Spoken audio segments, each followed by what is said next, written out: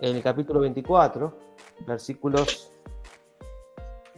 28 en adelante, donde dice, habla acerca de los regalos que le hizo, los presentes que le hizo Eliezer a Rivka. Y dice así: la chica corrió y contó en la casa de su madre estas cosas.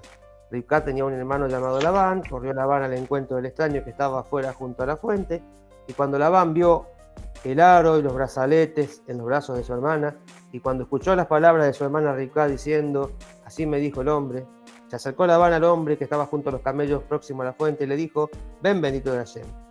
Bueno, ahí sigue el relato, pero aquí dice que justamente se comenta que él, bueno, le había entregado anteriormente estos presentes, el aro y los brazaletes. Y tiene un significado que nos comentan justamente los sabios respecto a estos regalos que le hizo a Eliezer, de parte de Abraham, obviamente, a la prometida de su hijo Isaac.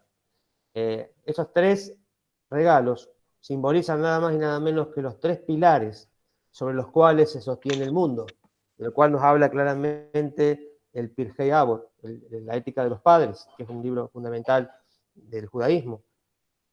Entonces justamente aquí se nos dice que estos tres regalos simbolizan entonces los tres pilares sobre los cuales se sostiene el mundo. ¿Y cuáles son estos tres pilares? En primer lugar, la bondad hacia los demás, que era una cualidad que poseía ya Rivka, un regalo que lo había recibido de forma divina, digamos, ya lo tenía. Luego, el servicio al Eterno, que es representado por el arete, que representa justamente este arete de oro, las ofrendas del templo, ¿no? Servicio al Eterno por medio de las ofrendas del templo. Y el estudio de Torah, finalmente, está simbolizado por los brazaletes. Ese es el significado que se le da a cada uno de estos regalos. Lo que nos dice Ética de los Padres, para poder entrar un poco más en contexto, ¿sí?, de lo que estamos hablando, dice justamente así, Ética de los Padres, en la Mishnah 2, dice, Shimón el justo fue uno de los sobrevivientes de los hombres de la gran asamblea. Él solía decir, por tres cosas el mundo se sostiene, por la Torá, por el servicio del templo y por las buenas acciones. Después dice, la intención es enseñarnos que quien se cuida en estas tres áreas hace que su mundo personal se mantenga, pues cada persona es como si fuese un mundo, obteniendo vida tanto en este mundo como en el mundo venidero. Esto se debe a que el objetivo de la creación del hombre es que mediante su cuerpo llegue a perfeccionar su alma en estas tres áreas esenciales. Primero, en el cumplimiento de los preceptos. Y esto es una obligación para con Dios, escuchando su voz, a pesar de que a veces no entienda qué sentido tiene la orden divina. Entonces tenemos aquí el primero de todos, el primer área que tiene que ver con Dios, del hombre con Dios, ¿sí? Es una obligación para con Dios cumplir los preceptos, escuchar su voz y justamente, aunque no entiendan en ese momento la orden divina, hay preceptos, sobre todo para el judío, que por ahí no tienen una explicación lógica, no así con los noágidas. Y nosotros tenemos preceptos que son racionales, éticos, digamos son racionales, y se pueden entender perfectamente. En el segundo punto dice que una de las áreas esenciales que hay también es el estudio. El estudio, la inteligencia, la sabiduría, y esto es una obligación que uno tiene para con uno mismo. La obligación que tiene con uno es estudiar, es ampliar su sabiduría y su conocimiento. Esto le beneficia personalmente a cada uno. Y en tercer lugar, la benevolencia y la generosidad, que esto es una obligación que tenemos para con nuestro prójimo. Pues acá vemos que estos tres pilares tienen que ver primero con Hashem, segundo con uno mismo y tercero con el prójimo. Entonces dice así también, para terminar, estas tres obligaciones las recordó Shimon Azadik en nuestra Mishnah al decir que por tres cosas el mundo se mantiene. Al decir por la Torá se refiere a la inteligencia y la sabiduría, pues la sabiduría de la Torá es la más grande de todas y todas las ciencias están incluidas en ella. Al decir por el servicio, se refiere al servicio de Dios, de cuidar sus preceptos. Y al decir por las buenas acciones, se refiere a toda la benevolencia y la generosidad que tiene la persona, que tiene la persona y que debe hacer con su prójimo. Además de no hacerle el mal al prójimo. No solamente no hacerle el mal, sino también hacerle el bien. Y ahí estaría justamente estas buenas acciones. Y quien se cuida de estas tres cosas, dice, se elevará en este mundo y en el mundo venidero. Son tres cosas, dice, que se sostiene el mundo. No solamente habíamos visto en los estudios que estamos haciendo los domingos, que justamente hay dos áreas fundamentales de corrección que tenemos, que la primera es la personal, lo que es el ser humano, y después la otra corrección es la corrección del mundo. Obviamente estas cosas están incluidas acá. Hablamos de por tres cosas se sostiene el mundo personal y el mundo en general, todo el mundo, se sostiene con estos tres pilares, que es la Torá, el estudio de Torá, que nos beneficia a nosotros, que es el servicio a Hashem, que es cumplir los preceptos, y fundamentalmente el servicio se tiene que ver con la plegaria, porque se refiere al servicio del templo. Entonces hoy en día ese servicio básicamente está representado por, y digamos expresado por lo que es la plegaria. La plegaria es, entonces, es fundamental en esto que nosotros llamamos el servicio a Dios. Y después tenemos lo que tiene que ver con las obras de bien, ¿no es cierto? Las obras de las buenas obras, la bondad, las obras de bondad, que tiene que ver con nuestro prójimo. Son tres cosas que tenemos que ir desarrollando los seres humanos, no solamente para perfeccionarnos nosotros mismos, sino para justamente perfeccionar el mundo, lograr esta corrección universal, digamos, que todos tenemos que procurar. Esa sería una parte que quería compartir. Y la otra, que es muy interesante también, que es también, obviamente, para que todo lo que estamos hablando es universal, aplica tanto al judío como al no judío. Todas estas cuestiones son para todos. Hay algo muy importante también que se habla aquí, cuando Eliezer empieza a relatar todo lo que, cómo Hashem había bendecido a Abraham y lo había mandado a buscar a una esposa para Isaac, su hijo. Él empieza a relatar todo esto. Y es como que se vuelve a repetir toda la historia, el comentario que hace Eliezer. ¿Y por qué se le da tanta importancia a Eliezer, que era el siervo de Abraham, para poner por escrito en la Torá misma todo ese relato repetido nuevamente? Entonces se explica como que, bueno, Eliezer era un servidor de un patriarca. Y ese grado de humildad, de ponerse al servicio de un patriarca, y aparte con la integridad que tenía Eliezer no era de la familia de Abraham, del linaje, digamos,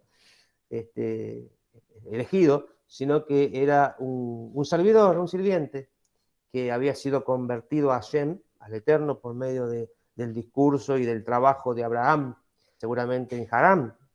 Y ahí él tenía una conducta excelente y tenía una forma de vida realmente maravillosa. Entonces por eso se lo toma tan en cuenta. Y justamente un comentario que dice que la Torá escribe el relato de Eliezer sobre lo sucedido, a pesar de que ya estaba expresado. Y justamente sobre esto aseguran los sabios, los jajamín, que es más preciada la conversación de los siervos de los patriarcas que la Torá de los hijos de los padres, pues los preceptos están enunciados en frases muy concisas. Esto enseña, y esto es lo importante que quiero destacar, que las buenas cualidades y la conducta correcta con temor a Hashem son fundamentales para ameritar el conocimiento de la Torá y los preceptos. Como justamente reza la expresión de los sabios. Derech Eretz Kadmar la Torá, que significa las buenas costumbres son previas al estudio de la Torá. Es decir, que la finalidad es la Torá, pero para conseguir la Torá, la persona debe previamente superarse espiritualmente. Pues la bondad y la buena educación son primordiales. Por medio del estudio de la Torá, aprendemos cómo y cuándo aplicarlas justamente a estas cualidades. Entonces quiere decir que una persona, un justo de las naciones, que viene hoy a buscar en un rabino, en un maestro, en el monoteísmo, la guía, para poder entender y recibir Torah, viene porque hay algo en su vida ya previamente que lo lleva a eso, un deseo de lo justo, de estar en lo justo, en lo correcto, de acercarse al Eterno, de conocerlo y de hacer lo que dice, lo que Él dice, obedecer sus preceptos. Entonces, esas cualidades son previas. Entonces, antes de que la Torah fuese dada, antes que los preceptos fueron dados, lo primero de todo es la ética universal. La ética universal está anterior a todo. Cuestiones lógicas y razonables y éticas, como por ejemplo, no vengarse, no tomar venganza, por ejemplo, honrar al padre y a la madre, ayudar a alguien que lo está necesitando. Son cuestiones lógicas y son previas a la Torá, a los preceptos. Entonces, cuando la persona primero es una buena persona en general, tiene las mejores intenciones y trata de vivir una vida correcta desde lo que entiende, desde lo que ya entiende, y que eso está muy ya en el ser humano ya sabe básicamente qué cosa está bien y qué cosa está mal, de una manera muy básica. Si esa persona ya tiene una conducta temerosa, o mejor dicho, correcta, dentro de lo que entiende, esa persona amerita la Torá. Digamos, cuando se acerca al pueblo judío, se acerca a un maestro para recibir instrucción, esa persona ya está en un camino correcto, ya está bien orientado, ya viene de acuerdo a lo que es correcto, para saber aún más sobre ese tema. O sea, para poder ajustar su vida aún más todavía a la verdad, a lo que es correcto, para pulir, para mejorar, y para saber cuáles son los preceptos que se tienen que cumplir. Justamente acá dice, o sea, por medio del estudio de la Torah aprendemos cómo y cuándo aplicarlas. ¿A qué cosas aplicarlas? Aplicar justamente estas cualidades, ¿sí? La buena educación, la bondad y todo esto, cómo aplicarlo, en qué contexto aplicarlo. Encontrar cómo canalizar correctamente todo esto, estas buenas intenciones y estas buenas cualidades que la persona ya tiene en marcha, o al menos que procura tener. Entonces, digamos, está bien claro que todo ser humano tiene, que vino del Torah, tiene que tener ya esas cuestiones de querer. Obviamente, la persona que viene a la Torah, viene a aprender, a tomarse el tiempo de aprender algo tan elevado, ¿para qué lo hace? La pregunta es, ¿para qué lo quiere hacer? No viene una persona malvada que quiere, digamos, embromar al mundo a aprender Torah. Viene a aprender Torah aquel que quiere conocer más al Creador, que quiere saber cómo mejorar más su vida, es porque ya viene por una buena orientación.